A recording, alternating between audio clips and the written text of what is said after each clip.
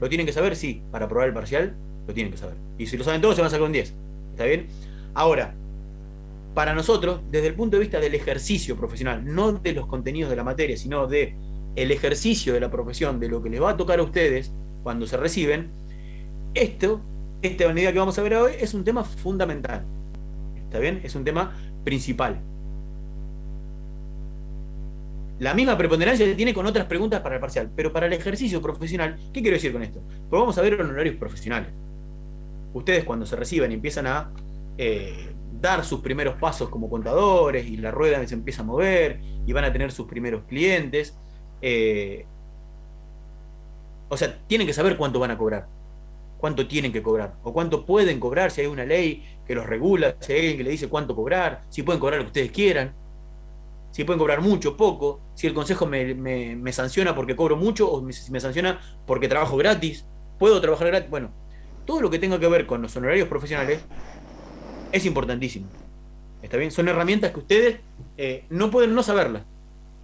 Ahora, usted dirá, yo les diría, bueno, sí, si el día de mañana llevan 10 años de profesión y no se acuerdan cómo está compuesto el consejo directivo, desde el punto de vista del ejercicio de la profesión, la vida no les va a cambiar demasiado.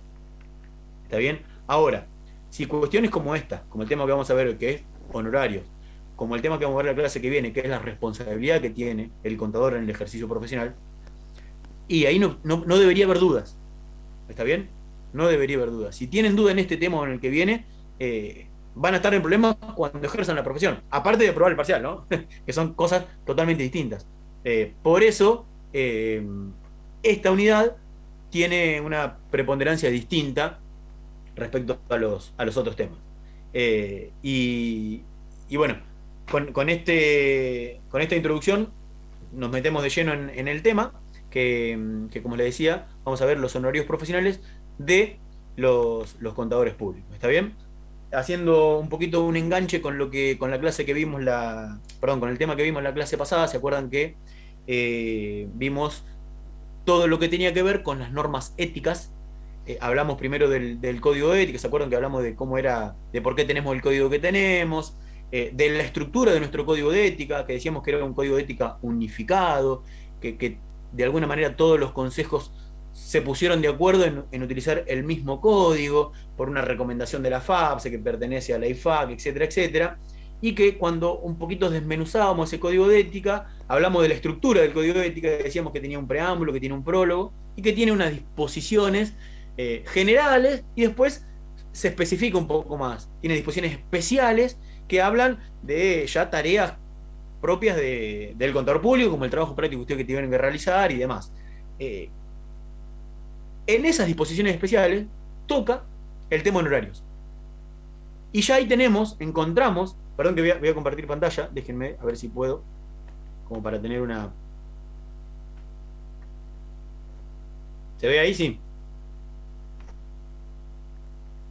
Isabel. ¿Sí? Perfecto. Eh, a ver. Bien, les decía, en ese código de ética, en la parte de disposiciones especiales, habla de honorarios y habla de honorarios profesionales y ya nos acerca y nos da una primera definición, nuestro código de ética. Y nos dice que los honorarios son el justo reflejo de la labor realizada. Ya nos introduce una característica cuando hablamos de honorario, que nos dice que son justos, deben ser el justo reflejo de la labor realizada. ¿Está bien? Eso, nuestro código de ética. Ahora, si nosotros le tenemos que explicar al vecino, si le tenemos que explicar a la abuela qué son los honorarios, o cuándo voy a cobrar yo un honorario, o por qué a mí alguien me debería pagar un honorario, ¿está bien? A esa definición le tengo que agregar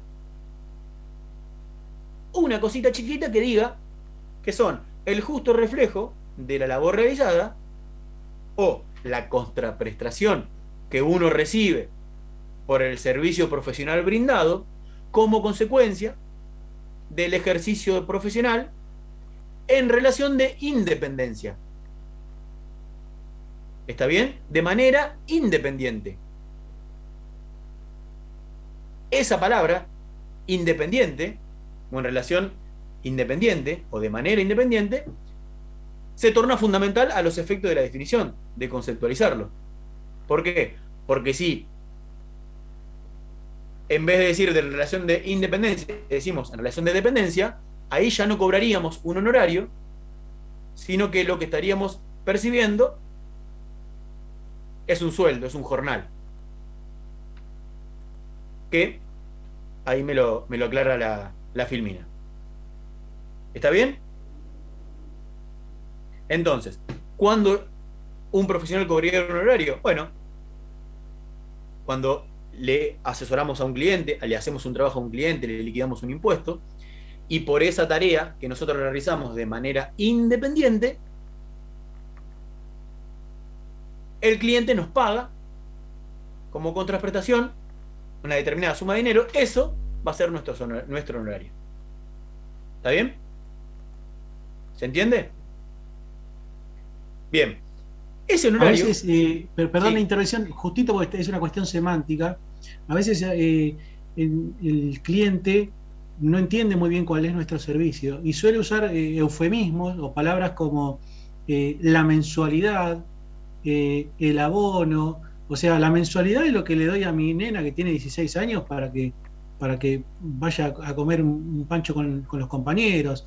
El abono es lo que pago en el gimnasio para bajar la panza. Entonces uno ahí tiene que, cuando le contesta el mail o el WhatsApp, de una forma tal vez decorosa, dejar en claro que lo que está pagando es un honorario. ¿Por qué? Porque si uno no le pone en situación eso, le está dando a entender que uno presta un servicio que lo puede prestar cualquiera, un oficio en vez de una profesión. Entonces, a veces es importante aclararlo e incluso cuando se emite el recibo, no poner abono mes de tal, porque no es el gimnasio o mensualidad o el pago o lo tuyo, te paso lo tuyo. Entonces hay que dejarle en claro que no es ni lo tuyo ni nada de eso, porque la palabra honorario está directamente vinculada a lo que es la prestación, ¿eh? La prestación de servicio profesional.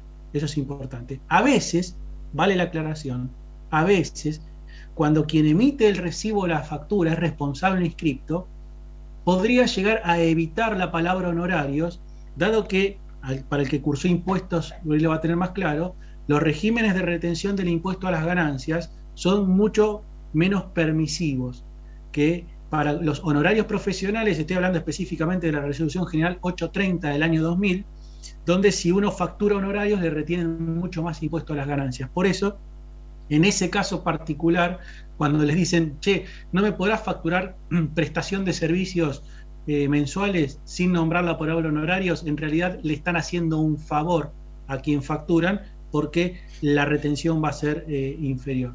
Vale la aclaración porque es una cuestión semántica, para tenerlo en cuenta. Perdón, Ramiro. no, gracias Javi, gracias por la intervención.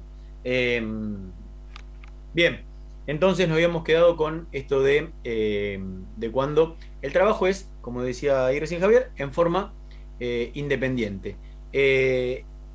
Y aparte, como volvemos ahí a esta filminita, que decíamos la definición del honorario según el Código de Ética, que ya no establece una característica que tiene que ser justo. ¿Sí? Ahora volvemos con la definición. Pero aparte del honorario, tiene otras características, ¿sí? Que lo diferencian de cualquier otro ingreso que tenga una persona. ¿Está bien? Uno, lo dice la definición, el honorario tiene que ser justo. Primera característica. Segunda característica, el honorario tiene que ser personal. Es personal. ¿Qué significa que sea personal? Personal lo convierte en indelegable. El profesional tiene que cobrar su honorario.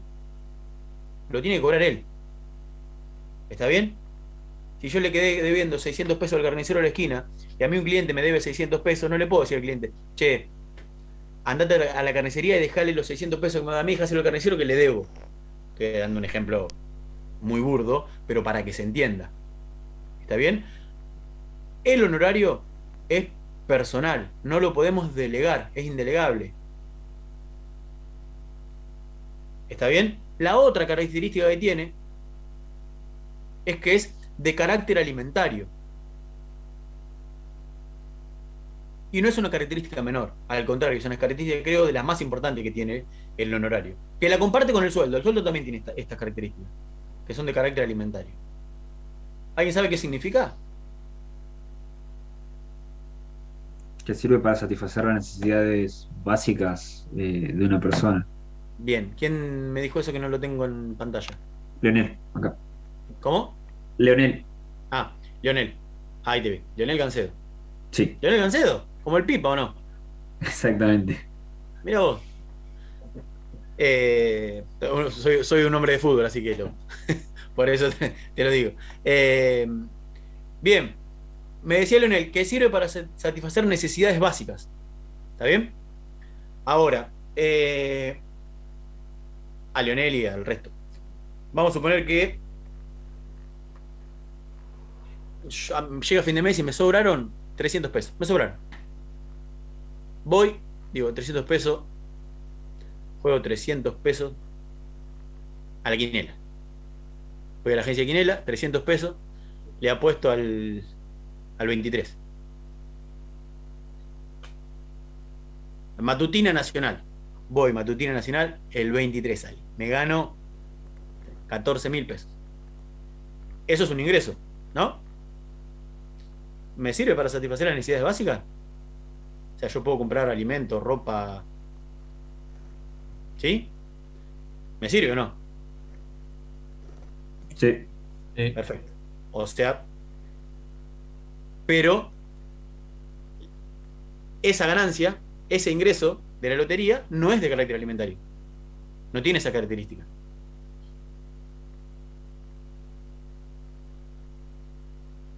¿Qué piensan?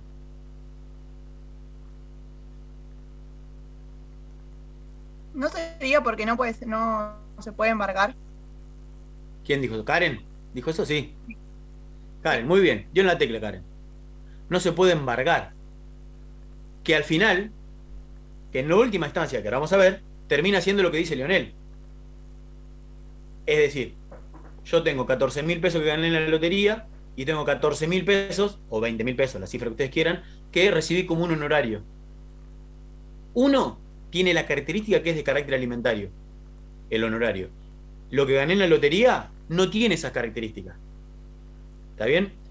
En el peor de las situaciones del contador o del profesional, es decir, si a mí me embargan todo, porque tengo una deuda, por lo que fuere, hay una partecita que no me pueden sacar, que depende de una regulación judicial, que no es que hay un porcentaje X, sino que tiene que ver con la causa y demás, pero hay una partecita que nunca me la van a sacar. ¿Por qué? Porque el honorario es de carácter alimentario.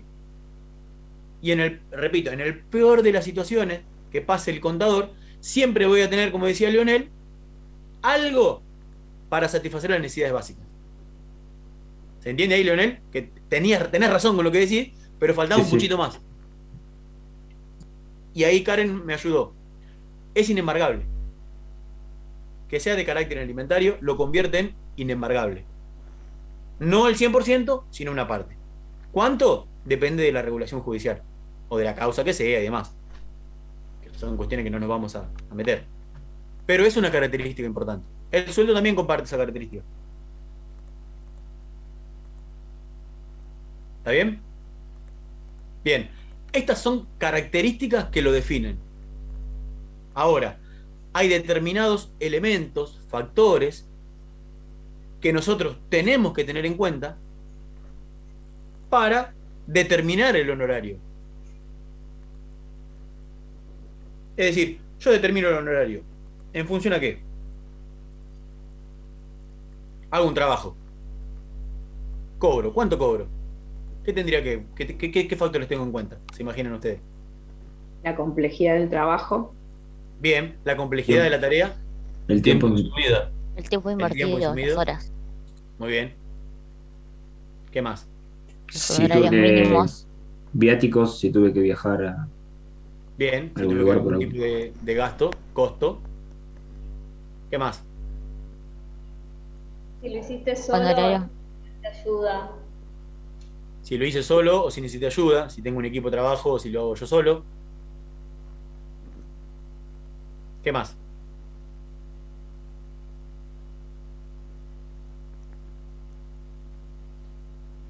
también va a tener que ver, puede ser un factor el conocimiento que tenga, ¿no?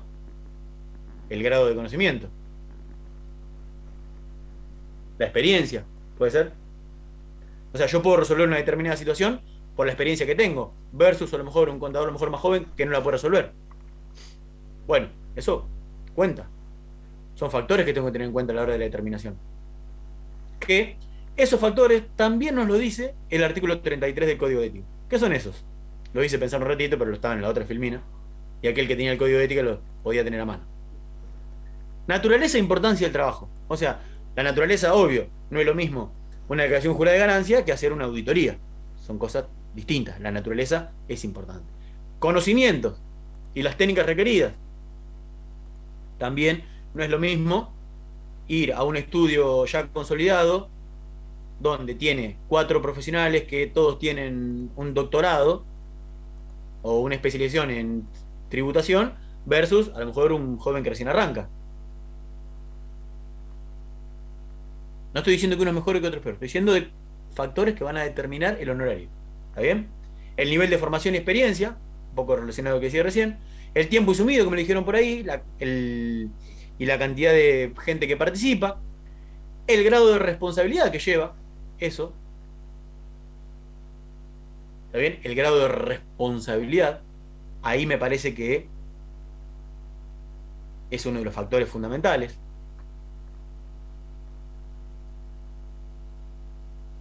Digo, siempre tenemos que ser responsables. En algunos casos tenemos una mayor responsabilidad. Nosotros liquidamos un impuesto y en definitiva quien presenta esa liquidación es el contribuyente. ¿Tenemos responsabilidad? Sí. Ahora, tenemos una responsabilidad mucho mayor, por eso el honorario más alto, si confeccionamos un balance. Las responsabilidades son distintas. ¿Está bien? Y por último, que alguien ahí lo tiró medio a la pasada, honorarios mínimos gritaron por ahí. Medio... Si estuviéramos en la presencialidad ahí con la tapándose, honorarios mínimos. Nos Sí. gusta interrumpir porque estaba sobrehablando con otra Belén, persona. Por eso. fuiste vos, Belén. Perfecto. Honorarios mínimos. Después dejé de insistir. Que en realidad no está del todo bien, pero que es un disparador para el último punto. Que el último punto es quien me va a dar el resto de la clase. O sea, del punto A al E, más o menos todo, en más o menos sabemos de qué estamos hablando. Ahora, el punto F dice disposiciones legales y reglamentarias. Para yo determinar mi honorario, y tengo que saber qué dice mi profesión. Primero, me tengo que preguntar, ¿hay una ley donde diga en algún artículo cómo son los honorarios? ¿Hay un lugar ahí, el Consejo emitió alguna resolución que diga, usted señor puede cobrar lo que quiera, oferta y demanda, como cualquier producto, como cualquier servicio que sale al mercado, cobre lo que están dispuestos a pagar sus clientes? Por eso es importante saber cuáles son las disposiciones legales y reglamentarias dentro o vigentes en la parte de honorarios.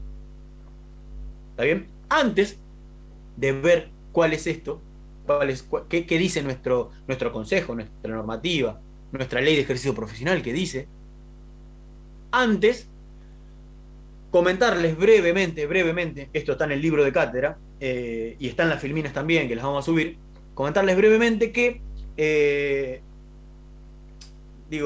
esto que yo les comentaba, si este tema está o no está incluido en alguna normativa, o en alguna ley, esto no es algo que se puso en discusión ahora, sino que desde el comienzo, desde el inicio de la profesión en nuestro país hasta hoy, siempre hubieron dos corrientes que sostenían cuestiones distintas respecto al mismo tema. Sostenían doctrinas, corrientes distintas respecto a honorarios. Una doctrina, la mayoritaria, nos dice que los honorarios tienen que estar, o la manera de cómo cobrar los honorarios, etcétera, etcétera, tienen que estar inmersos, incluidos en la legislación, en una normativa. Tienen que estar regulados. Tienen que ser de orden público.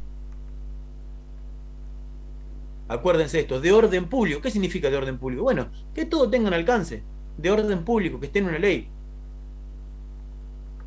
Si son de orden público y si están en una ley, cualquier persona que quiera saber cuánto cobra un contador o cuánto debería cobrar, lo podría saber.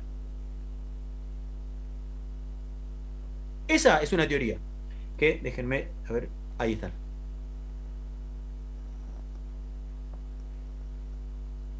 ¿Está bien? Es una teoría. Los defensores del orden público de los honorarios. Es decir, que el honorario y que las características que tenga ese honorario, cómo se determina, cuánto cobro, depende de la incumbencia, depende de la actividad, la tarea, etcétera. Todo ese conjunto de características que determinan el honorario estén inmersos en una ley. Versus al otro extremo,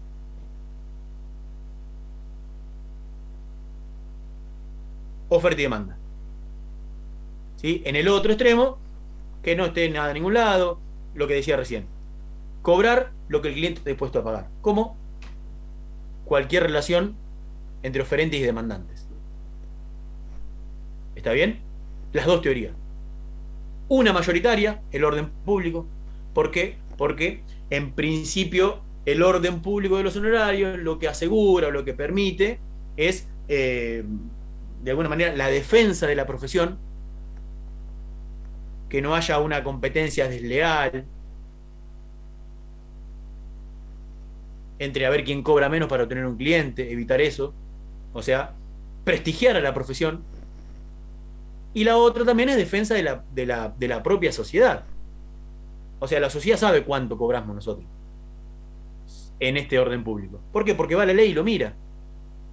Entonces no hay abuso en cuanto al cobro honorario por parte del profesional. Tiene esa doble función el orden público de los honorarios. Repito, la defensa de la profesión y la defensa de la sociedad. Aparte del prestigio de la profesión, etcétera, etcétera. Los defensores de la corriente, del libre mercado, oferta y demanda, establecen que el servicio profesional es como cualquier servicio que se presta. Entonces, que se pague lo que están dispuestos a pagar los demandantes del servicio. Dos corrientes. Una, repito, mayoritaria. ¿Está bien? Esas dos corrientes fueron, entre comillas, peleando, debatiendo, con opiniones distintas, a lo largo del desarrollo de nuestra profesión. Allá ya el primer antecedente que norma al honorario es allá por el año 45, ¿se acuerdan cuando hablamos de el marco normativo que decían, y cuando definíamos al consejo profesional, decíamos que la primer antecedente que tenemos es esa ley 5103, ¿se acuerdan? Del 1945, que era un decreto ley, que poníamos énfasis, que era importante, porque era nuestra primera norma a nivel nacional, donde se hablaba al menos de la profesión, etcétera. Bueno, ya ahí, en el artículo 2, donde definía el ejercicio profesional, decía que el mismo tenía como contraprestación un honorario, a través de un arancel, decía en ese momento, como dice la Filmino, honorarios arancelados, a través de un arancel. ¿Qué significa esto de arancel? Arancel es una suma fija, una tarifa que se cobra, como si hoy estuviera normado que la liquidación de ganancias se cobra, no sé, 5.000 pesos. Eso es un arancel, 5.000, ni más ni menos, 5.000, es un arancel fijo. ¿Está bien? Así fue, a medida que se fue normando o normatizando nuestra profesión, esta temática fue avanzando con la profesión.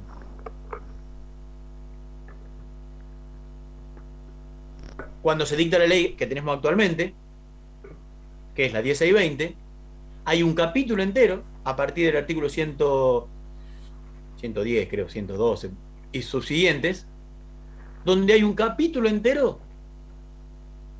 un título entero destinado a honorarios profesionales. ¿Está bien? O sea, nuestra ley de ejercicio profesional, la ley 1620, destina un capítulo a hablar de los honorarios profesionales de los contadores públicos.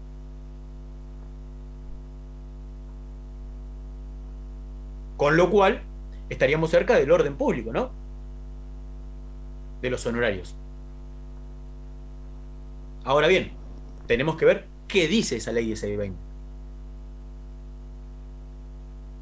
Voy a pasar un cachito en la filmina, que habla un poco de lo que veníamos hablando.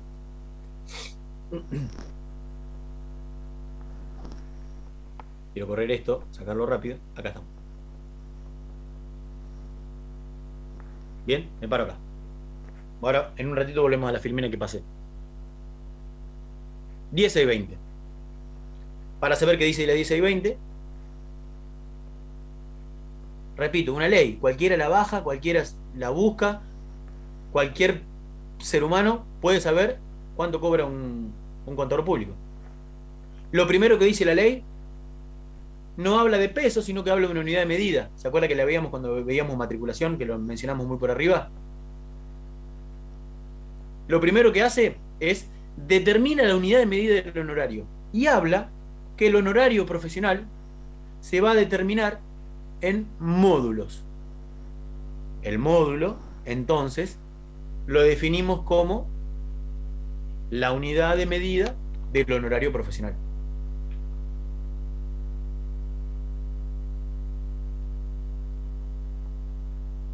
Que recuerden, ese módulo es determinado por el consejo directivo. Cuando veamos las funciones del consejo directivo, determinar los honorarios, el monto de los honorarios profesionales del módulo. En general se actualiza cada 3 meses, según el nivel del precio del consumidor, que determina el INDEC.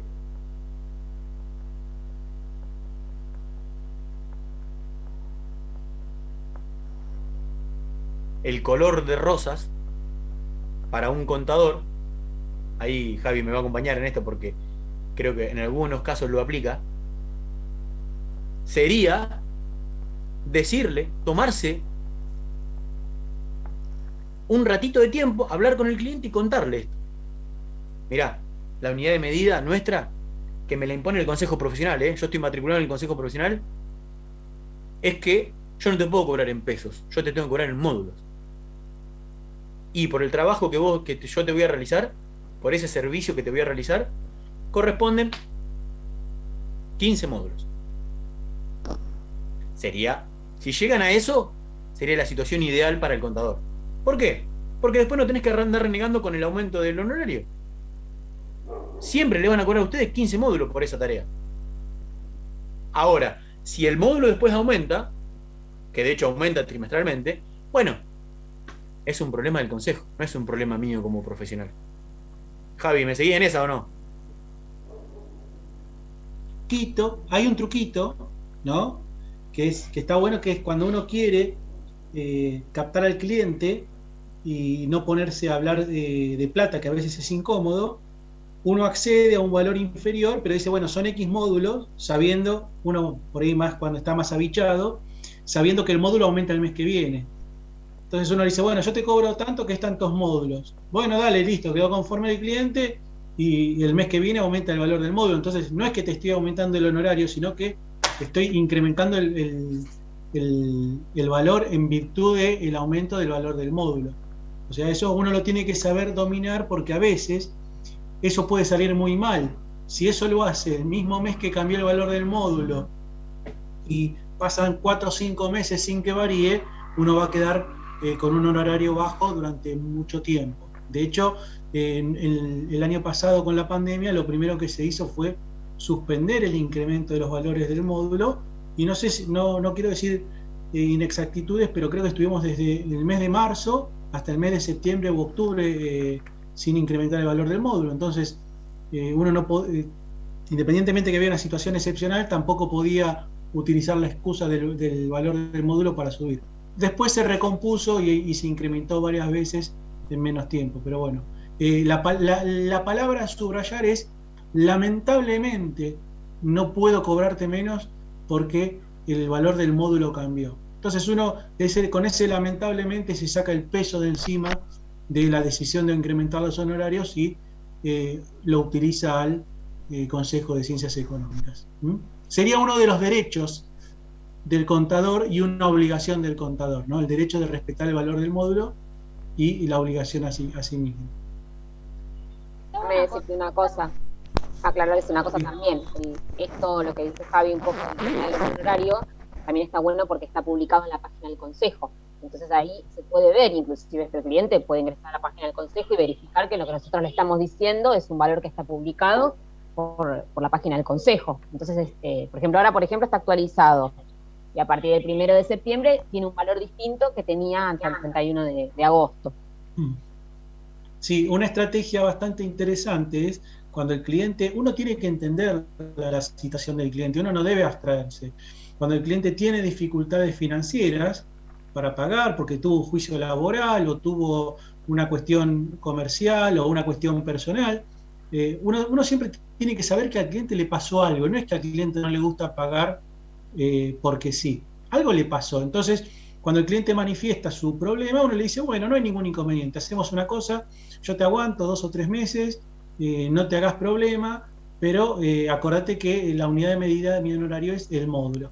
O sea que cuando vos me pagues, transformamos ese valor a módulos y nos quedamos todos tranquilos. Yo ya encontré un par de vivarachos que el mes en que va a aumentar el módulo ya sabe, por algún radio pasillo, entonces me dice, che, ¿cuántos son los honorarios? Así me pongo al día. Pero bueno, no importa, es una forma de cobrarle, porque saben que no es lo mismo pagarlo el 30 de agosto que el 1 de septiembre. Pero bueno, si sirve para que se ponga al día con los honorarios, bienvenido sea.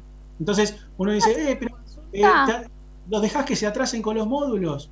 Sí, no hay problema, yo ahorro en módulos, que a la larga acompaña un poquito más que la inflación, no hay inconveniente.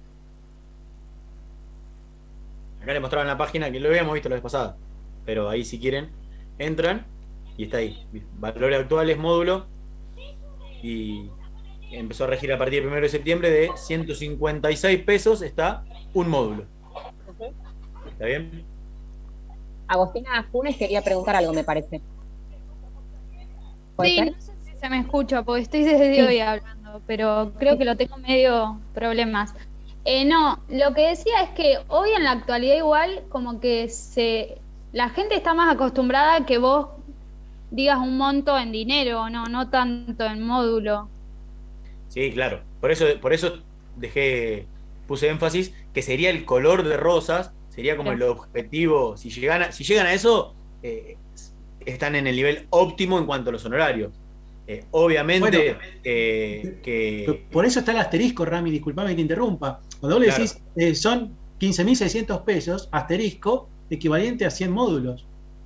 Punto y aparte. Y el módulo se expresa en virtud de las disposiciones del Consejo de Ciencias Económicas. Vos nunca le decís, yo cobro N módulos, pero sí se lo dejás en algún lado, no digo en la letra chica, pero con un asterisco o aclarado. Porque siempre te pregunta el cliente, che, ¿y cada cuánto actualizás los honorarios vos? Honorario es hasta fin de año, es anual. No, mirá, esto se actualiza por el valor del módulo. Cuando aumenta el valor, cambia el honorario. Generalmente acompaña la inflación, así que no te hagas ningún inconveniente, y uno lo deja tranquilo al cliente de que no es que de un mes para el otro el honorario se va a multiplicar por 1.5 de la inflación porque cambió anualmente, sino que siempre va a ser incrementos graduales. O sea, yo el máximo que vi fue del 20% cuando hubo ese delay entre marzo de la declaración de pandemia, de aislamiento, y en septiembre que se empezó a abrir un poquito más. Fue la única vez que vi un incremento grande de honorarios.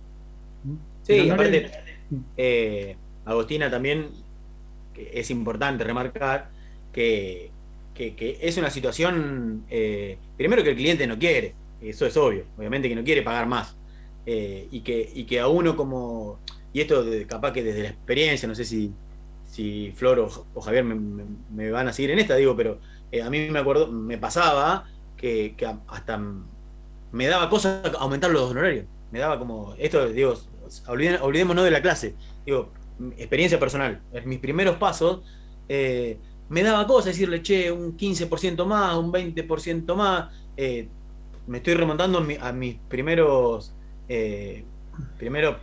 clientes, por así decirlo. Decía, bueno, sí, con lo que le estoy cobrando estoy bien, y bueno, el módulo está bien, no le voy a andar explicando ahora. Hasta que lo ves con el dorado en el Paraná pescando, que se toma el fin de semana largo, ahí decís, bueno, la verdad fui contemplativo con una persona que me dijo que la estaba pasando mal y pone en estado de WhatsApp el dorado en la lancha, que se pasó una semana pescando. Entonces uno ahí empieza a recapacitar y dice, uno tiene que abstraerse, ni porque la persona se va a Miami le tengo que cobrar más, pero ni porque la persona le está yendo mal yo le tengo que bajar el honorario. En todo caso, yo podré tener la contemplación en el tiempo financiera. Si le entraron a robar y le desvalijaron la casa, yo no le puedo exigir el honorario a una persona, ¿no? Le diré, bueno, vamos, no te hagas problema, estamos en agosto, te robaron todo, dejamos todo para fin de año y el fin de año arreglamos en valor de módulo. Obviamente, si el 2 de enero está comiendo rabas en Punta del Este, y me sentiré un poco estúpido porque yo tuve esa contemplación y el cliente a la larga se fue con mis dólares, se fue a Punta del Este. Y uno se va a dar cuenta con el tipo de cliente que está hablando, pero uno siempre tiene que ceder al principio para exigir al final y no al revés, ¿eh? Es una forma que uno va aprendiendo, ¿no? Se va, así como a la modista se le va haciendo un callo en el dedo que se va pinchando con el alfiler. Bueno, a nosotros los contadores nos ayuda mucho el tema de ver la evolución patrimonial del cliente, porque tarde o temprano nos termina pidiendo la justificación de los fondos para la Amarok y el estado de WhatsApp o que quiere recuperar. Hay clientes que no pagaron los honorarios durante un año y después dicen, ¿cómo recupero la percepción de los dólares? Entonces, ¿cómo es el tema? ¿No tenías para pagar los empleados? ¿Me hiciste pedir subsidios al Estado? ¿Me hiciste aguantar a mí? Después estás desesperado por el tema de los dólares. Bueno, uno va conociendo al cliente y no tiene que quedarse atrás, porque si uno se quedó atrás, después ya no puede recuperar. Si uno estuvo 2 meses sin recuperar el valor del módulo, ya no puede incrementar un 35-40%, ya se quedó atrás para siempre y es muy complicado después de pegar ese salto en la escala del valor del módulo. Pero bueno, a Ramiro le dio vergüenza en su momento, a mí también me dio vergüenza hablar de honorarios e incrementarlos, pero a fuerza de experiencia y de la materia también, hemos aprendido en buenos términos, poder cobrar un honorario justo, que no sirva. Porque tampoco sirve empobrecerse como contador al lado del cliente, ¿no? Porque no sería lo más sano. Son clientes, como a veces llama uno, clientes tóxicos, que bueno, tarde o temprano amablemente los dejará, le dirá a fin de año, como mi honorario no lo podés pagar o no te satisface, cortamos en buenos términos y podés buscar otro profesional que te lleve los papeles y está todo bien, lo más bien. Es una forma de, como dicen ustedes, a veces soltar, ¿no? A veces hay que soltar a los clientes porque si no terminan contaminando el estudio y eso no está bueno. Perfecto. Sí, y también una situación que parece obvia, para nosotros que a lo mejor entendemos, y ahí hablo de nosotros, ustedes como estudiantes de una materia del último año, y nosotros como graduados o profesionales, digo, en cómo nosotros explicamos la situación del cliente. Que también es todo un análisis para otro momento, digo, que tiene que ver con algo más, qué papel cumple el contador, digo, porque clientes tenés desde una pyme, a lo mejor entiende algo de número, hasta, no sé, una persona que se puso en una boletería en la esquina y no entiende nada y le cayó un día ARBA y no entiende nada de nada, no sabe lo que es ingreso bruto, no sabe lo que es AFIP, no sabe lo que es un monotributo, no sabe nada, puso una carnicería, un kiosco, lo que fuere. O una persona que la llamaron a trabajar para hacer una changa con un ayudante de albañilería y de repente se encontró con que el jefe le pide que sea monotributista, porque si no, no puede continuar. Hay de todo, digo, de todo tipo de clientes van a haber. Gente que la tiene más clara y que entiende un montón de cuestiones y gente que no. Con la que entiende un poco más, a lo mejor el diálogo es más fluido, cuando a uno le explica y entiende. Ahora, con los que no, es una cuestión que uno tiene que ponerse, ahí hablamos de la empatía profesional, tiene que ponerse en el lugar del otro y tratar de explicarle con detalle cuál es la función que cumplimos nosotros y cuál es el rol que estamos desempeñando, cuál es el servicio que le estamos prestando. ¿Está bien? ¿Por qué? Porque en el desconocimiento el contador le sale 5.000 pesos y así lo ven. Y capaz que de esos 5.000 pesos, 1.500 son de honorario. Y el resto es el pago de ingresos brutos y el monotributo. No, yo le tengo que dar 5.000 pesos al contador, que después me paga, qué sé yo, tengo que ir a pagar, me manda el ticket, yo lo tengo que pagar. A mí el contador me sale 5.000 pesos. No, el contador sale 1.500. Digo, tomémonos el trabajo de explicarle cuál es realmente nuestro honorario. Sobre todo para no confundirlo a la persona y para que las cosas obviamente estén claras. ¿Está bien? Es una cuestión que viene para otro tema, para otro día, ni para esta materia. Pero digo, es parte del trabajo que nos toca. A nosotros como profesionales tratar de alguna manera, enseñar o adoctrinar a ese cliente.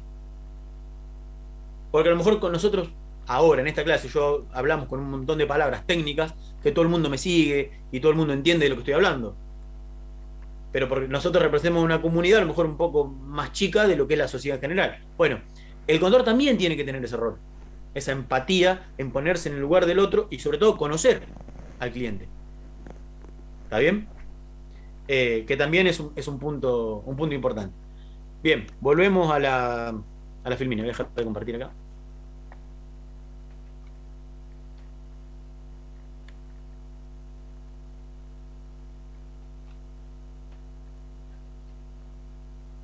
Ahí vamos. Bien, estamos acá. Esperen que corro un cachito porque no veo. Ahí.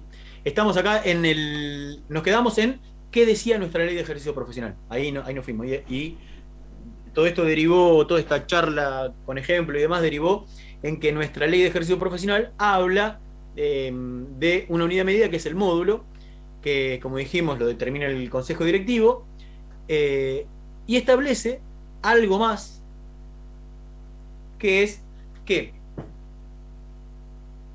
lo que va a determinar la ley, ahora vamos a ver de qué manera, va a establecer lo que se llama un mínimo. Y me va a decir, establecido el mínimo, que ahora vamos a ver cómo se calcula, etcétera, por encima de ese mínimo, el profesional puede cobrar lo que quiera. O sea, si yo respeto ese mínimo, por encima de ese mínimo, oferta y demanda. Y me va a decir, por debajo de ese mínimo, el honorario es nulo. Así lo dice la ley. Repito, así lo dice la ley de ejercicio profesional. Subrayado eso. La ley de ejercicio profesional dice eso. ¿Está bien? O sea, establece un mínimo, por encima lo que quiero, por debajo no puedo en principio, nulo. Se produce la nulidad del honorario, por debajo de ese mínimo. Bien, ¿cómo establezco el mínimo? ¿O de dónde surge ese mínimo? Bueno, ahí la ley me ayuda y me establece para distintas incumbencias, tareas, actividades que hace el contador público, me establece un determinado mínimo. Y el primer artículo que menciona, respecto a la incumbencia o al ejercicio profesional, habla de la auditoría externa de estados contables. ¿Está bien? Entonces, ¿qué vamos a ver en este artículo? En el artículo 115 es cuál es el mínimo que me da la ley para trabajos de auditoría. Si yo tengo que hacer un trabajo de auditoría, tengo que respetar este mínimo. En función a este artículo, por eso lo vamos a ver en detalle, en función a este 115, se van a derivar los demás artículos que menciona otras incumbencias. ¿Estamos bien? Básicamente, ¿qué hace este artículo 115? ¿Cómo calcula ese mínimo que deberíamos respetar? Lo hace a través de una fórmula, que ahí, a ver si... que es la siguiente. Es decir, recuerden, nunca perder lo que estamos haciendo. Estamos tratando de determinar el mínimo para un trabajo de auditoría externa. Entonces me dice que ese mínimo se determina con la suma del activo, el pasivo, el ingreso operativo. ¿De quién? De la empresa que estamos auditando. Muy a grandes rasgos se dice que esa fórmula de arriba nos da el tamaño de la empresa. Muy a grandes rasgos, ¿no? O sea, hacemos el activo, pasivo, ingreso operativo. Generalmente el ingreso operativo son las ventas. Dice la mitad de eso, o sea, lo dividimos por 2. Y ese resultado se lo divide por el valor del módulo. Hasta ahí lo que dice la Firmino. Por el valor del módulo, entre paréntesis, ¿qué valor del módulo tomo? Tengo que tomar el valor del módulo al momento que está expresada esa información contable. Ese activo, ese pasivo, ese ingreso operativo.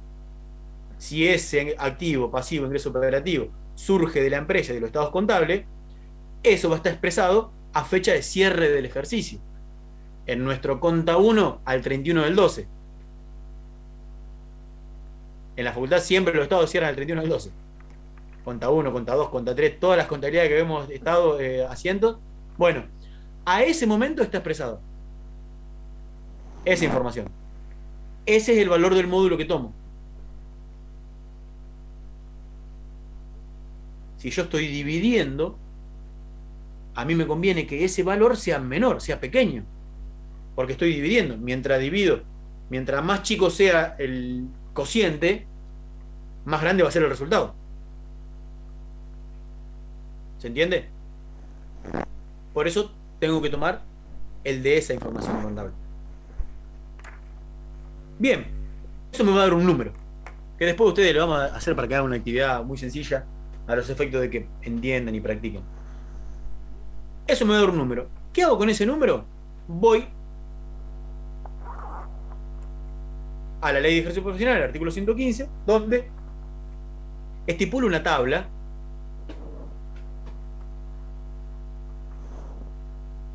que me va a dar un rango, donde yo tendría que buscar esa base en módulo. Le tengo que sumar un porcentaje, después lo vamos a ver cómo se hace. Y obtengo la base en módulo. Me da X cantidad de módulos.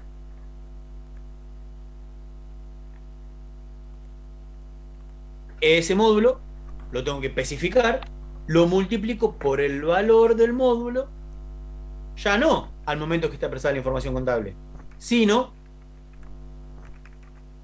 el valor del módulo al momento en que hice esa certificación de autoría o fui a cobrar el honorario,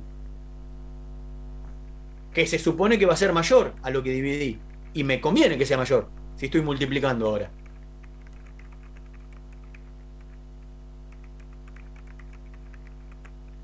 Eso me va a dar X cantidad de pesos.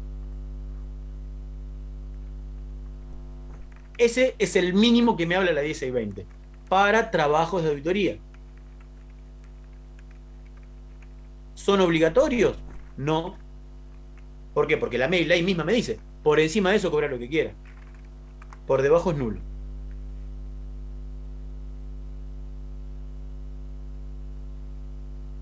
¿Está bien? Una pregunta. Sí, Cecilia. ¿Qué implica que sea nulo? O sea, que no puedo cobrarlo. No puedo cobrar por debajo del mínimo a los efectos de la ley 1620. Déjame que transcurra un cachito más la clase que algo va a cambiar. Bueno. ¿Está bien? Después me preguntas. Pero es una buena aclaración. En principio es nulo. ¿Está bien? Si vos cobrarías por debajo, el Tribunal de Ética podría sancionarte, porque no estás cumpliendo con la ley. Podría desde una advertencia, la cancelación de la matrícula, pasando por todas las sanciones que puede imponer o interponer el Tribunal de Ética. Hasta acá estamos bien. Bien. Después, los otros artículos, como les decía, habla de otras incumbencias y siempre menciona este artículo 115 como disparador, como referencia. ¿Está bien? ¿Todos tienen más o menos a mano la ley donde puedan ver esto que estoy diciendo? Si no, tendríamos que compartir la pantalla, pero supongo que las tienen.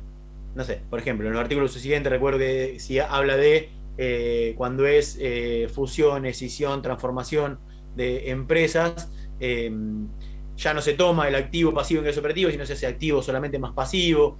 Después también habla de otro artículo donde cuando se trata de empresas consolidadas, cuando hay un grupo consolidado, consolidado al número que me dio este artículo 115, lo incremento en un 30%. Después me establece que cuando se tiene que hacer referencia, hacer una certificación o un dictamen sobre un determinado rubro, no sobre un estado contable entero, sobre un determinado rubro, me dice X cantidad de módulos. Bueno, distintas incumbencias. Ahora, ¿menciona todas las incumbencias que puede tener el contador? No, en realidad. La respuesta es no. ¿Se acuerdan el artículo 12, aquel de las incumbencias del contador público? No las voy a encontrar todas. ¿Está bien? Lo dejamos ahí. Eso dice la 1620. En más, en menos, recuerden, artículo 115 me establece un mínimo para auditoría. Para las otras incumbencias me va a establecer montos fijos en módulos o hacer referencia al artículo 115 dependiendo de la incumbencia que sea. ¿Estamos bien? ¿Se entendió qué dice la 1620? ¿Sí? Bien. Bien. Eso dice nuestra ley de ejercicio profesional. ¿Eso es lo que se aplica hoy en es el régimen legal vigente? La respuesta es no. ¿Por qué? Porque somos presos de lo que vivimos como país y nuestra profesión va caminando, o a veces nos hacen caminar a medida que avanza, retrocede, cambia, modifica o no, suprime cosas, impone otras, el país, la política, etc. O sea, no somos una burbuja. ¿Qué quiero decir con esto? En el año 90, en la década de los 90, hubo, calculo que todos están al tanto, hubo un proceso fuerte de privatizaciones, ¿sí? De la no estatización de servicios, bienes, etc. Ahí quisieron venir contra nosotros, pero por la característica propia que tiene el Consejo Profesional, ¿se acuerdan? Ente de derecho público no estatal, independiente de los poderes del Estado, ni el legislativo, ni el ejecutivo, judicial me puede decir lo que tengo que hacer. Quisieron derogar el orden público de los honorarios, quisieron derogar la ley de ejercicio profesional con el hecho de sacar todo lo público. No se pudo. La ley está vigente, sigue estando vigente, pero sucedió algo que nos cambia un poco la ecuación,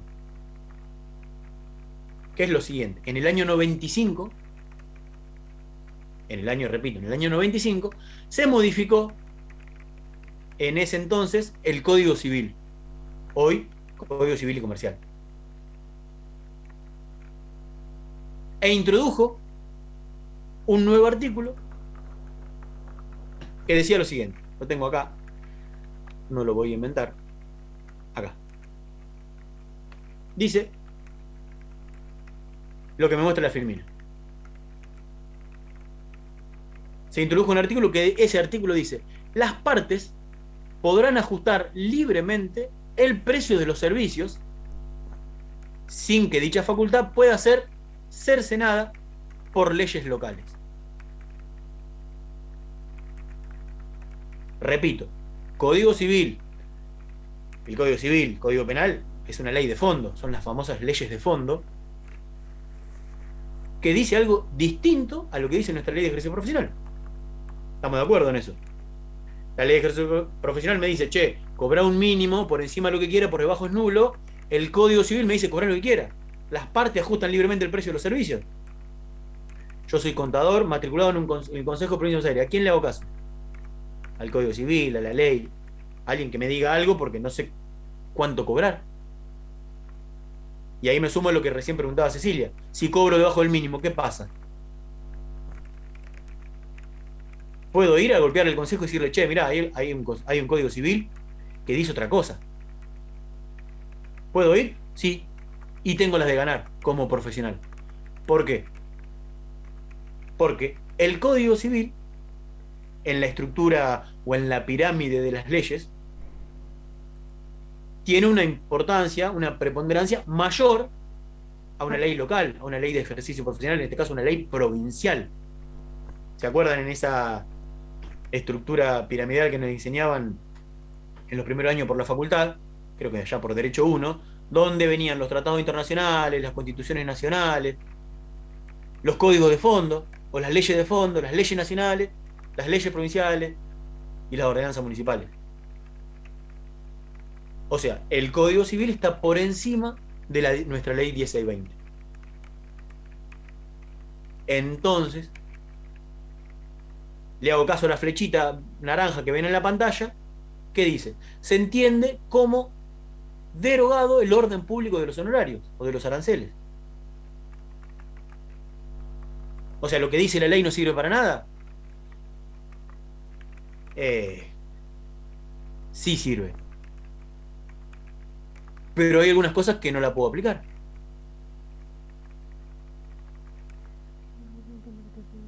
¿Qué quiero decir con esto? ¿Puedo cobrar por debajo del mínimo? Sí.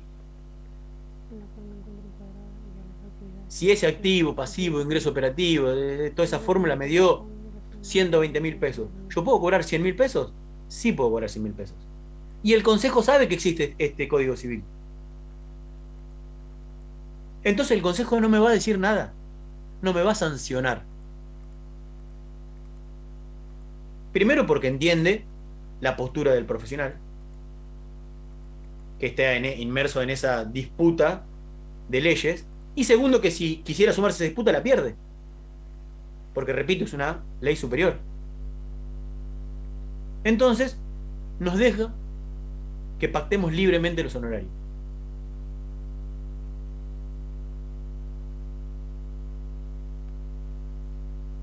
Cecilia, te respondo: ¿puedo cobrar por debajo del mínimo?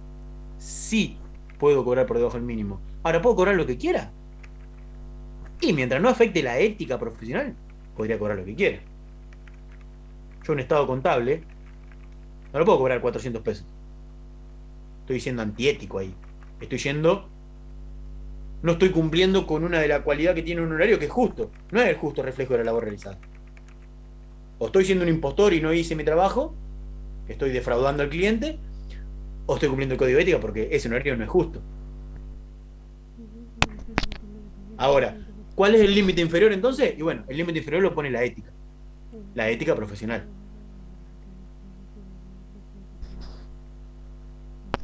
¿Dónde está? Hay un monto que me dice: che, esto es ético, esto es antiético. Y no, es la ética que tiene cada persona. ¿Se acuerdan? Ética, ese conjunto de principios y valores que definen o guían la conducta de una persona o de un grupo de personas. Bueno, yo tengo determinados principios y valores, sí, que a lo mejor son distintos a los de otra persona. Sí, bueno. Ahora, si el Consejo considera que es antiético, y seguramente me va a llamar por teléfono y me va a preguntar por qué cobré lo que cobré. Quédense con esto: el límite inferior lo pone la ética profesional. ¿Está bien? ¿Se respondió a la pregunta, Cecilia? Sí, te entiendo. Perfecto. Y entonces ustedes dirán: bueno, entonces ese artículo de la nulidad medio que está de más, por hablar bien y pronto. Y sí, está de más. Ese en particular está de más. Y ustedes dirán: bueno, y lo del activo y pasivo, ingreso operativo, ¿para qué me hacen todo eso si? ¿Para qué ponen lo del mínimo si en realidad no se cumple el mínimo? ¿Para qué me hacen hacer todo ¿Cómo? Mandó Scotty paritarias, que aumentaría al 7% ahora con el sueldo de octubre y el 10% con el de diciembre. ¿Cómo?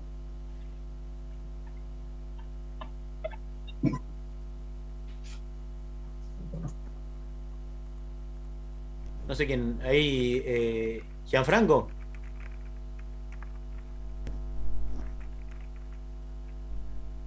¿O estaba en otro lado? ¿Necesito ayuda? Bueno, no sé, Gianfranco, si quisiste decir algo, repetilo y si no, sigo. Repito, vuelvo a lo mismo. ¿Para qué este artículo, ese 115? ¿Para qué le comenté lo del activo, el pasivo, ingreso operativo? ¿Para qué voy a hacer toda esa fórmula si en realidad puedo cobrar lo que quiero? ¿Por qué? Alguien podría plantear y decir, che, ¿por qué la 1020 en vez de decir lo que dice, no dice véase artículo tal del Código Civil y Comercial? O que copien y peguen lo que dice el artículo. Sería lo más lógico, ¿no? Que la ley siga estando vigente, porque la ley sigue estando vigente, no fue derogada. Implícitamente se entiende que está derogado el orden público, implícitamente, no explícitamente. Tiene dos funciones: que la ley siga estando vigente, o al menos esa parte del título de honorarios. La primera función que tiene, y creo que es fundamental, es que es una guía para nosotros. Imagínense, mañana lo contrata para hacer una auditoría. Tienen la suerte de que se dedican a ser auditores, llega la primera auditoría. Una empresa los contrata. Bueno, ¿qué hay que hacer? No, bueno, hay que firmar el contrato, establecer las cláusulas. Bueno, hay una cláusula de honorario. ¿Cuánto me sale la auditoría? Dice el cliente. La auditoría, ni idea. ¿Qué puedo hacer? Ir al 115. Entonces digo, a ver, déjame que yo analizo con mi socio y hacemos el análisis de la situación y demás. No se van y ustedes hacen activo, pasivo, ingreso operativo, lo dividen por 2, lo dividen en valor del módulo, van a la fórmula, lo multiplican por el valor del módulo, toda la movida. Y más o menos tienen un parámetro, sabiendo que pueden cobrar por encima o por debajo de eso, que no van a tener problemas desde el punto de vista profesional con el consejo. O sea, es una guía, ¿sirve? Sí que sirve. Y así como cualquier otro ejemplo que tomen de los artículos que le siguen a ese 115. Aparte de tener esa función, repito, de una guía, de ser orientativo, porque ya no es obligatorio, aparte de ser una guía, repito, de ser orientativo, tiene otra función que es la siguiente, y que es la que aplica el consejo en realidad. Cuando hablamos de las incumbencias, no sé si los mencioné, si no los menciono, y si no, perdónenme que sea reiterativo, hay determinadas actividades, determinadas incumbencias que requieren la autenticación de la firma frente al consejo profesional. Eso no sé si lo saben. Es decir, hay determinadas actividades que, para que esa actividad tenga validez, mi firma tiene que estar certificada, tiene que estar autenticada. Por ejemplo, una auditoría, un informe de auditoría. Por ejemplo, la confección de un estado contable. Yo hago un estado contable, lo confecciono, ¿se lo entrego a la empresa? No, tiene que estar autenticada. Tengo que ir al consejo profesional a autenticar la firma. Y el consejo no hace ni más ni menos. Me dice, sí, este profesional está matriculado, pum, sello y firma. No se mete,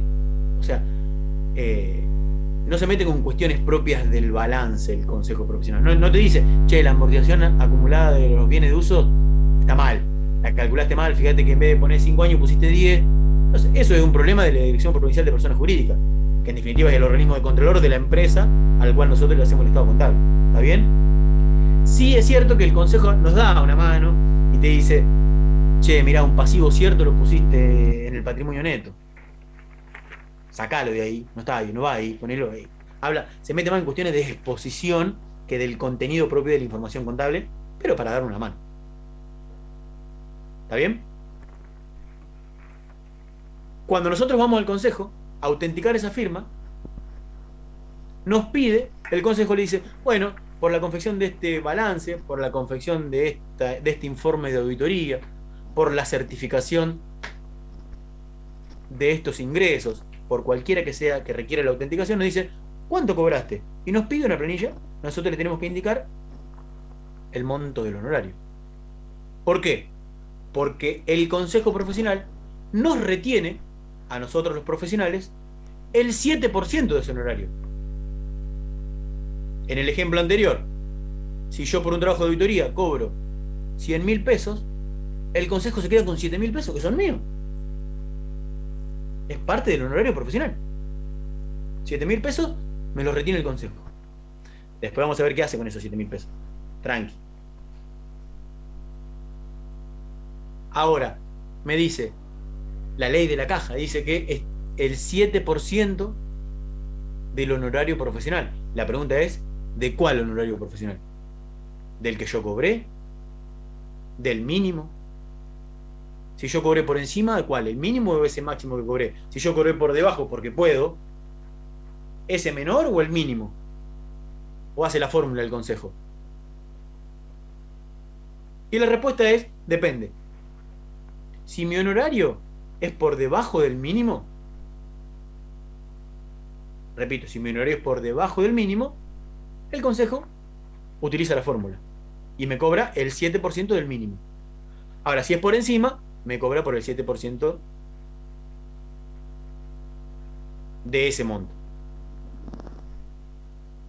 Es la otra función que tiene toda esta explicación, es para llegar a la conclusión de que es la otra función que tiene la vigencia de la ley, no solo la de guía, orientación, etc. ¿Me siguieron? ¿Sí? ¿No? ¿Más o menos? Sí, Sí, profe. Sí, sí. Bien, perfecto.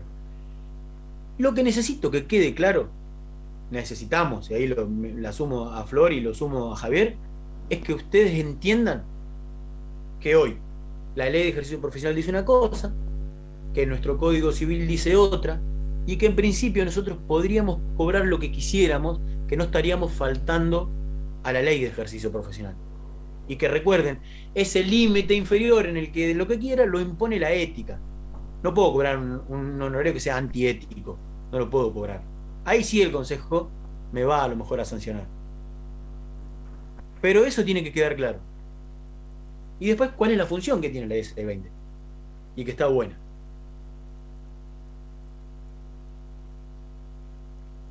Si eso queda claro, eso básicamente no es ni más ni menos que el régimen legal vigente. ¿Se acuerdan en esta? A ver, vuelvo. Ahí. Volvemos a esa. ¿Qué tengo que tener en cuenta para determinar el honorario? El punto F, que yo le decía, vamos a desarrollar parte de la clase hablando del punto F. Bueno, es todo lo que vimos recién. Disposiciones legales. Esa es nuestra situación actual en cuanto a honorarios. ¿Está bien? Esa, repito, es la situación actual respecto al honorario. Es decir, ¿cuál es mi normativa vigente? ¿Que la tengo que conocer? Sí, obvio, la tengo que conocer.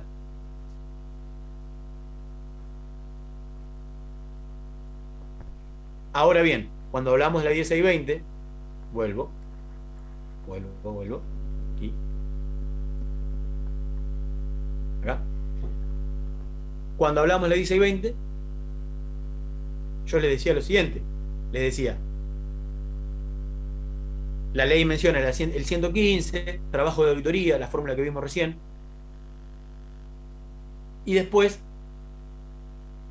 empieza a describir, a mencionar otras incumbencias, otras actividades, que muy por arriba las mencioné. Y les pregunté, ¿pero menciona todas las incumbencias? Y la respuesta es que no, a todas no las menciona. Frente a esa situación, es decir, para suplir esta deficiencia que presenta la ley 1620, el Consejo Profesional, a través de su Consejo Directivo, como tiene ese Consejo Directivo la potestad de emitir resoluciones de funcionamiento, emitió una resolución que es la resolución 3331. Anótensela, del año 2009, que esa resolución habla de los honorarios profesionales.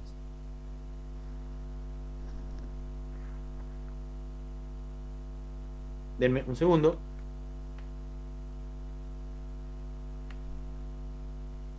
Miren, a ver si puedo.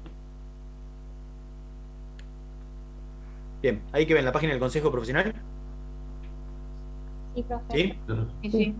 Sí, sí. Perfecto. Miren, biblioteca virtual, resoluciones y disposiciones. Acá se me va a complicar encontrar. No, vamos acá. Lo voy a encontrar más fácil así. Vamos a salir de acá.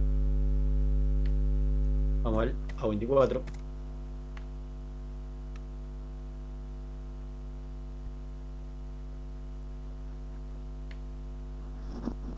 Vamos a cerrar sesión, ingreso de nuevo.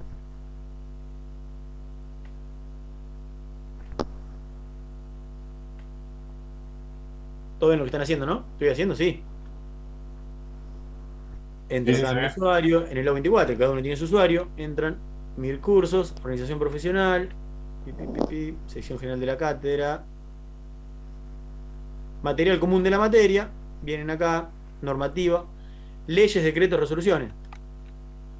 Entran ahí, resoluciones, dice, de Consejo de Profesiones Económicas o resoluciones de la caja.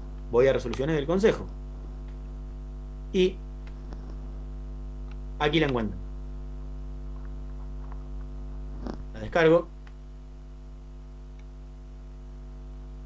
Y acá la tengo. ¿Está bien? La voy a pasar rápido para que se asusten. ¿Qué es lo que ustedes tienen que estudiar? Miren. Todo esto lo tienen que estudiar. Cantidad de tablas que tiene esto. Díganme que no. Díganme que no tengo que estudiar todo esto. No. Claramente no.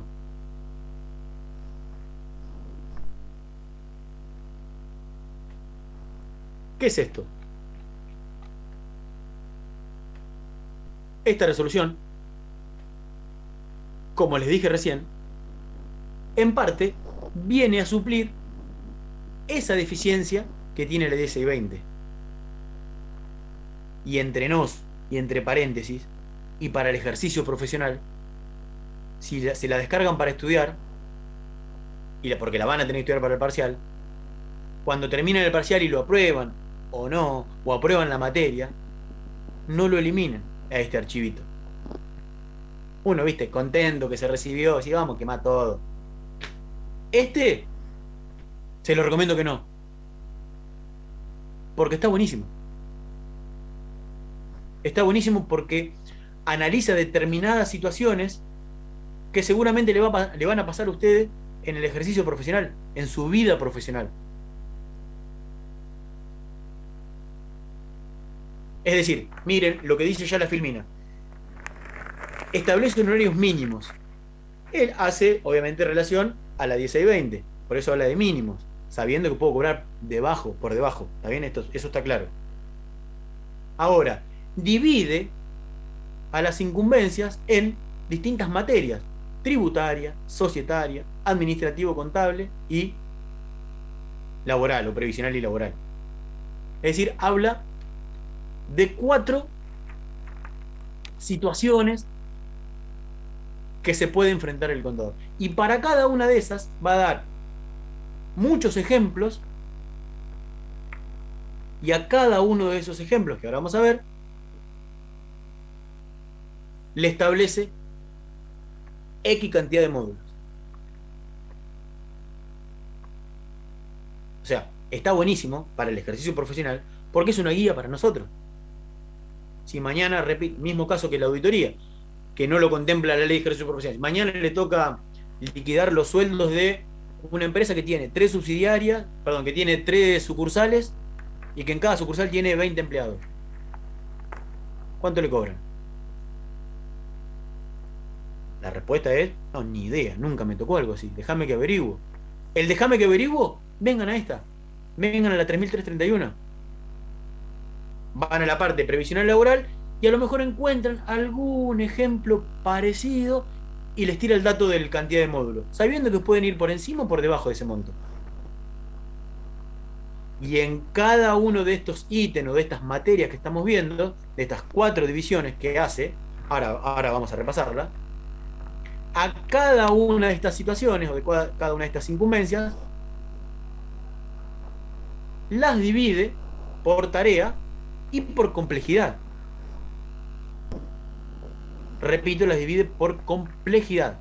y establece una complejidad alta, una complejidad media y una complejidad baja.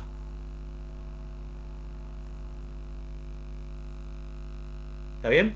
¿Qué quiero decir con esto? Bajemos. Iba a ir a la filmina, pero más fácil la vemos acá. Miren.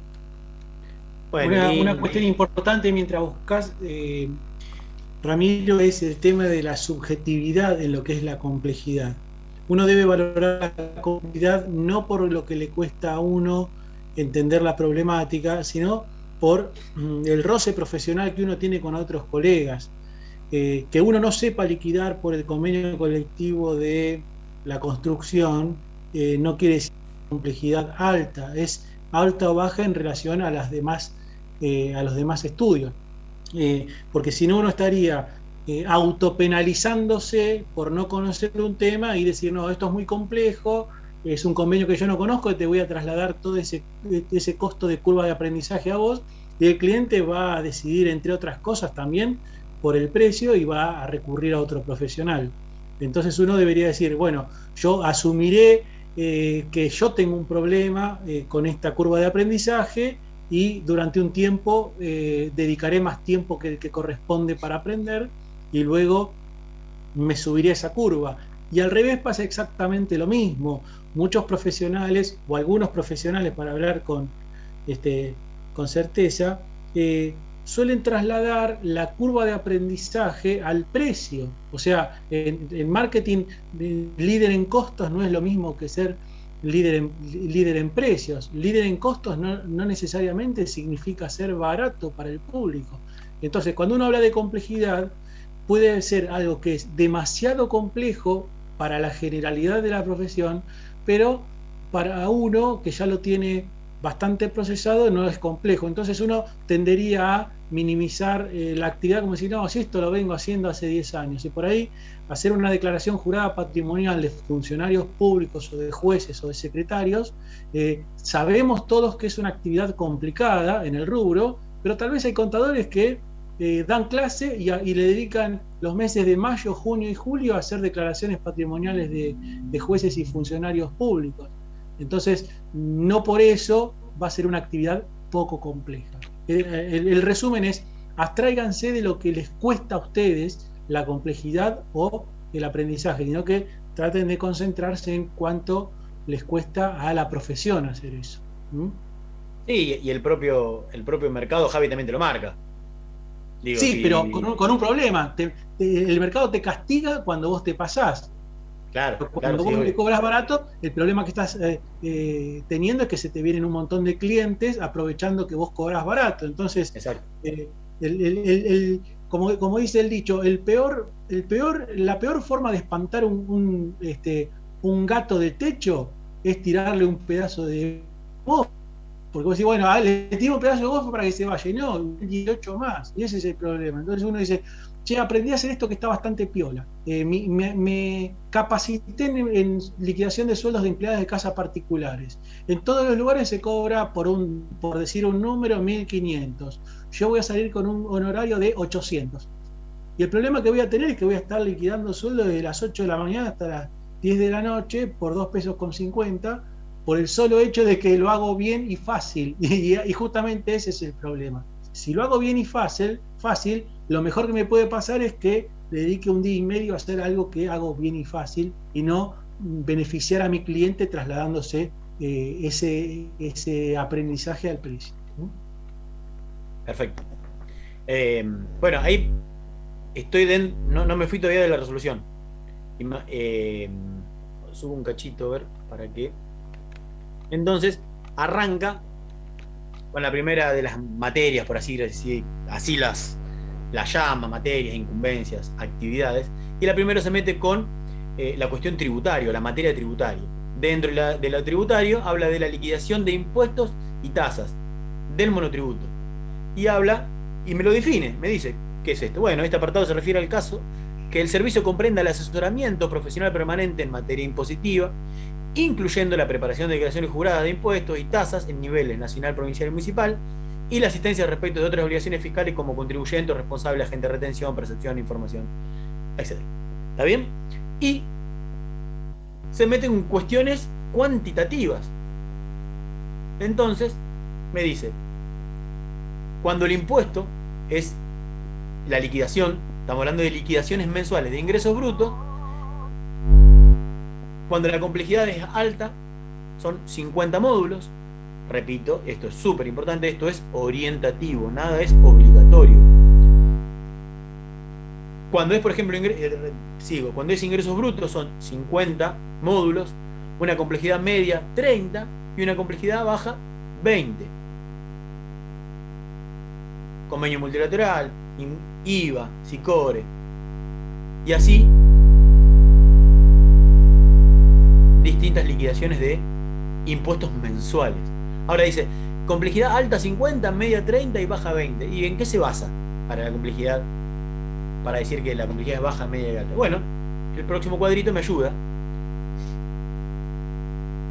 Determinación de la complejidad. Las pautas cuantitativas y las pautas cualitativas. Vuelvo, agarro el ingreso bruto, a lo mejor que es el más simple. La complejidad baja me la va a definir como un rubro simple. Comercio, por ejemplo, minorista, con alícuota general. Algo simple. Todos los meses tengo esa situación que resolver. Una complejidad baja. Le corresponde, como vimos, 20 módulos. Orientativo. Y así me va a definir la complejidad media, me va a definir la complejidad alta. Tomo un ejemplo para que entiendan cuál es el objetivo de esta resolución. Imagínense así con cada una de las materias que vimos, de las 4 materias. Esto es la parte impositiva, habla también de las liquidaciones anuales, del asesoramiento aislado, es decir, tengo que hacer una declaración jurada de bienes personales del año 2012 que no hice. Me requieren para eso nada más, un asesoramiento aislado. ¿Está bien? Me lo dice lo mismo. Sigue. Moratorias. Bien. Me va a la otra materia o a la otra incumbencia. Societaria. Y habla de constitución de sociedades. Una complejidad alta, media o baja. Si yo hago una constitución de sociedades y mi complejidad es alta, voy a cobrar 1000 módulos. 1000 módulos. ¿No será mucho 1000 módulos? No. Una constitución de sociedades no es algo sencillo. Nos lleva mucho tiempo. A veces unos cuantos dolores de cabeza. Ni hablar si la complejidad es alta. Que por como viene organizada esta resolución, en un ratito me va a decir qué significa complejidad alta. Bajamos. Determinación de la complejidad. Es alta cuando tiene, por ejemplo, la definición del objeto es compleja, encuadres impositivos complejos, actividades y operaciones que requieren la aplicación de normas contables profesionales y de organismos de control muy específicas. Bueno, me determina la complejidad. A ver, más allá de lo que les decía Javier al principio, estos son situaciones que el Consejo trató de plantear para ayudarnos a nosotros los profesionales. Ahora, también esta resolución, en el primer párrafo, apenas arranca, hay una partecita que dice: siempre debe primar el criterio profesional. ¿Está bien? Siempre debe primar el criterio profesional. Es lo que yo pienso como profesional.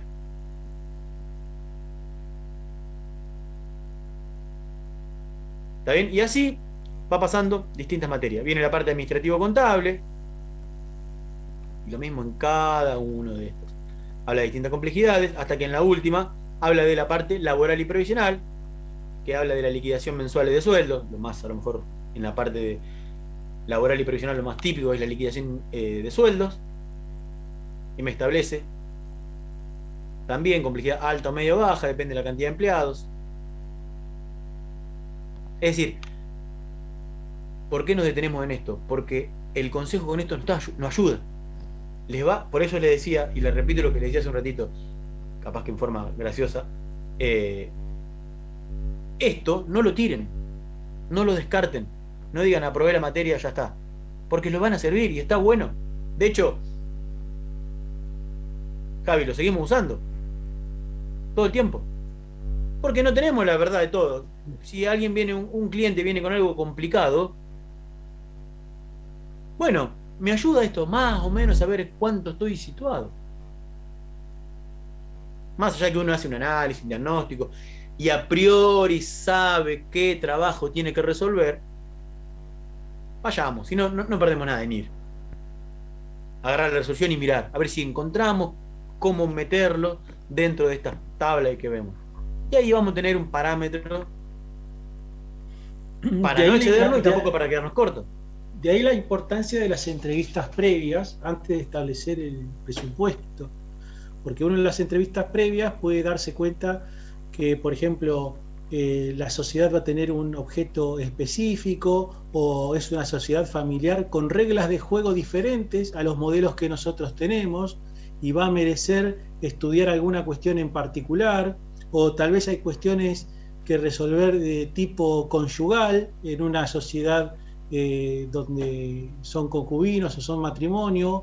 Entonces el presupuesto casi que debería ser el corolario de esas charlas, 2 o 3 charlas que uno tiene con el cliente, ya sea por cuestiones societarias o impositivas, porque cuando viene el veterinario habla de que yo soy veterinario, pero resulta que lo que se iba a poner era un pet shop, y entonces ya estamos hablando de otra situación, donde el encuadre tributario es otro, donde seguramente va a haber empleados. Entonces uno no puede enseguida pasar un presupuesto, porque la persona con todo derecho va a decir, mira, yo te dije que era veterinario y vos me pasaste el presupuesto en su momento. No, si vos no analizaste el negocio, ya pasa a ser un problema tuyo, y ya es la primera oportunidad en la cual uno queda mal, ¿no? Se deja llevar por las 2 o 3 palabras, tal vez con la intención de que el cliente no regrese. Bueno, si no regresa por alguna cuestión será, pero a veces es mejor decir, déjame estudiar bien la situación, que te voy a armar un presupuesto acorde a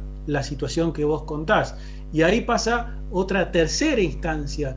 Lo que ocurre en la realidad por ahí no es lo que manifestó el cliente en nuestra entrevista, ¿no? Porque el tipo dijo que es veterinario y en la primera factura electrónica aparece un Eukanuba facturado. Entonces ya ahí nos damos cuenta que tenemos venta de bienes y que tenemos un convenio colectivo específico aplicable, y se empieza a complejizar la situación, y uno debe advertir esa situación para ponerla manifiesto en el mismo momento en el que la conoce, para no quedar justamente mal y que le digan, che, pero si vos sos mi contador, ¿cómo no leíste la factura? Si vos veías que yo vendía Eukanuba. Me pasó puntualmente con un médico que vendía cannabis medicinal, ¿no? Entonces le digo, primero que vos cobrás un honorario, y después tenemos que ver si lo que vendés está autorizado o no está autorizado para que lo vendas vos como médico, y no tal vez como una actividad de farmacia. Tal vez estés infringiendo alguna norma legal o alguna norma profesional. Y bueno, me dijo, ¿sabés qué? Tenés razón, me estoy quemando solo. Yo en realidad esto lo consigo de un cliente que lo fabrica. Mirá, le digo, estamos en un problema, le digo, analicemos la situación en particular, vos preguntá al colegio de médicos, yo tengo un farmacéutico, y vemos si efectivamente podés facturar la venta de aceite de cannabis de uso medicinal, aunque esté permitido. El hecho de que esté permitido no implica que lo pueda vender un médico. Entonces el médico se llevó una buena impresión de que yo estoy al tanto de lo que se ve en la factura que se baja para liquidar el impuesto. Ese es un caso de un ejemplo muy particular, ¿no? Para el caso. Bien, vuelvo con esto para ya ir cerrando, y antes de habilitarlos para que pongan ahí la asistencia, si no nos olvidamos de eso. Nada, como conclusión de esta resolución 3331, obviamente creo que hablo por mí, calculo que por Javier también y por Florencia también, ninguno de los tres sabemos qué dice esta resolución 3331 de memoria, obviamente que no, y es lo que no se le va a pedir, ¿está bien? lo importante es conocer el sentido, el objetivo que tiene esta resolución y al menos, obviamente, saber la estructura que tiene, esto de que hablamos recién, que está dividido en distintas materias, que a modo de ejemplo nos sirve como una guía que nos orienta a nosotros los profesionales, que va a tener mucha utilización en el ejercicio profesional, y esto créanmelo, y que después nos divide para ayudarnos y para servir de guía, nos divide a las distintas incumbencias o materias en la complejidad alta, medio, baja, como fuimos viendo, y no tienen que saber más que esto no tienen que saber. Remarcar esto, la no obligatoriedad, no es algo obligatorio, porque si no, no tendría sentido lo que les dije hace un ratito respecto al Código Civil. Tanto la resolución 3331 como la ley 1620 no son obligatorios, tienen hoy una función más de guía, de orientación hacia el profesional que de una cuestión impositiva legal, por así decirlo.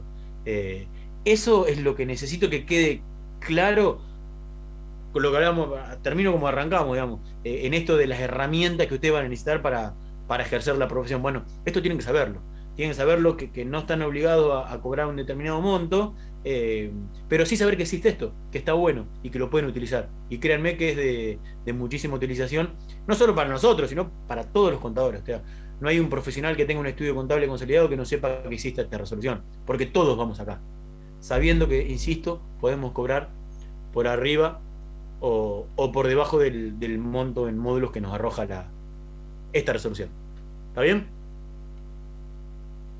Bien, ¿tienen alguna duda, consulta? ¿No? Bueno, nada, con esto terminamos la unidad 6. Lo que voy a pedirles es que por favor me pongan apellido, nombre y número de leajo para la asistencia. Y bueno, quedamos ahí a disposición si cualquiera tiene alguna duda o consulta respecto a este tema. Quedamos ahora y bueno, si no, nos vemos el jueves de la semana que viene. Recuerden que tienen el lado 24 para hacer alguna consulta por algún tema en particular. Tienen en la misma A24 tienen nuestros mails. Esta semana vamos a estar bien atentos a cualquier consulta o duda que ustedes tengan respecto a algún tema en particular, algún trabajo práctico que no hayan entendido, a lo que fuere. No duden, no lleguen al jueves con la duda, sino que hagan uso del derecho que tienen, que es de consultarnos a nosotros por cualquier consulta. O sea, no es que no se sientan, no tengan miedo, vergüenza, etcétera. A lo mejor parece que es algo que ustedes, no puedo preguntar esto, pero lo tengo duda. Pregúntenlo. Estamos abiertos a que recibir cualquier tipo de consulta, sobre todo porque tiene que ver con la preparación de ustedes para el parcial, y repito, y que la duda no surja ese jueves a las 7:30 de la tarde. ¿Está bien? Estamos abiertos para eso. Sí, Federico. ¿Qué bolillas entran al parcial? Bien, de la 1 a la 6. Oye, gracias.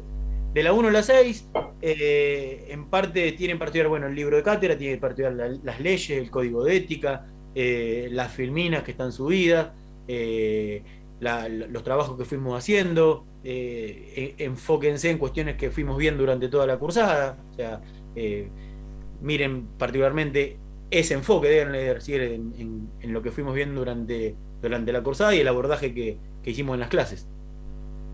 Ya para este fin de semana va a estar el trabajo 3 con la devolución. Así ya tienen todos los trabajos con la nota y con la devolución en caso de que corresponda. En general están bastante bien porque no ofrecen mayor complejidad, pero para que ustedes tengan la certeza de que está